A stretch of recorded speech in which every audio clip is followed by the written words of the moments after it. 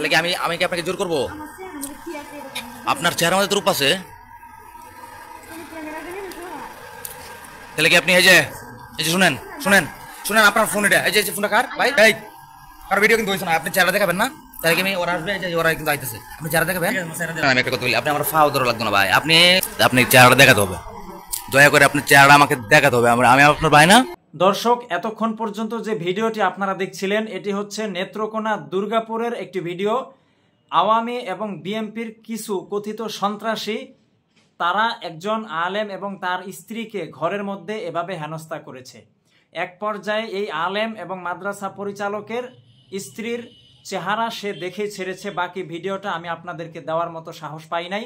এই ভিডিও দেখে আমার শরীরের রক্ত টকবক করছে যে মানুষ কতটা নিকৃষ্ট হলে পরে একজন আলেমের স্ত্রীর মুখ দেখার জন্য সে এভাবে ঘরবন্দি করে তাকে নির্যাতন করে, তাকে হেনস্থা করে, সারা রাত তাকে মারধর করতে পারে। এটি নেত্রকোনা দুর্গাপুরের ঘটনা। যারা এই মুহূর্তে আমার ভিডিওটি দেখছেন অনতিবিলম্বে আপনারা ভিডিওটি শেয়ার করে দিবেন। প্রশাসন যদি এদেরকে ধরে যথাযথ বিচার না করতে পারে তাহলে নেত্রকোনা দুর্গাপুরের মানুষ নিজ হাতে এই বিচার করবে বলে দিলাম।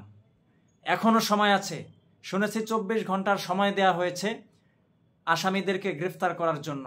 যদি 24 ঘন্টার মধ্যে গ্রেফতার করা না হয় এবং প্রশাসন যদি কোনো শিথিলতা দেখানোর চেষ্টা করে তাহলে জনগণ নিজ হাতে এর বিচার করবে।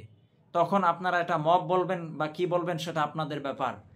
একজন আলেমের সাথে, একজন মাদ্রাসা পরিচালকের সাথে এই ধরনের নির্যাতন, এই ধরনের ন্যাক্কারজনক ঘটনা মানুষ কিভাবে করতে পারে? মানুষ কতটা জাহেল! যারা করছে তারা কি কোনো মায়ের গর্ভ থেকে জন্ম নেয় নাই, নাকি শূকর কুকুরের গর্ভ থেকে জন্ম নিয়েছে? তাদের কি ঘরে মা বোন নেই?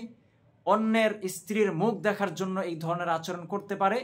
প্রকৃত ঘটনা অবশ্যই সামনে আনতে হবে যে কোন কারণে এ ধরনের ন্যাক্কারজনক ঘটনা, নির্যাতনের ঘটনা তারা ঘটিয়েছে, কিংবা যে কোনো কারণেই হোক এই কাজ তারা কিভাবে করতে পারে। সেই আলেম কিংবা সেই ইমাম যদি কোনো অপরাধ করে থাকে তাহলে সেটি ভিন্ন কোনো পন্থায় তারা ব্যবস্থা নিতে পারত কিংবা এটা সমাধান করতে পারত। রাতভর তাদেরকে নির্যাতন করে সেই আলেমের স্ত্রীকে হেয় করে হেনস্থার সাথে তার মুখ দেখা, এটা কতটা ন্যাক্কারজনক ঘটনা আমি বলে বোঝাতে পারবো না। আমার শরীর থরথর করে কাঁপছে। যদি নিজ হাতে আমি এর শাস্তি দিতে পারতাম আমি আল্লাহর দরবারে শুকর আদায় করতাম।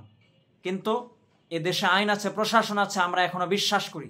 আমরা চাই এদেশের প্রশাসন এদেরকে দ্রুত সময়ের মধ্যে গ্রেফতার করে উচিত শাস্তি এদেরকে দিতে হবে। যদি তা না হয় তাহলে এদেশের জনগণ, দুর্গাপুরের জনগণ, তাওহীদি জনতা নিজ হাতে শাস্তি দিবে। তখন আপনারা সেই পরিস্থিতি কিন্তু সামাল দিতে পারবেন না।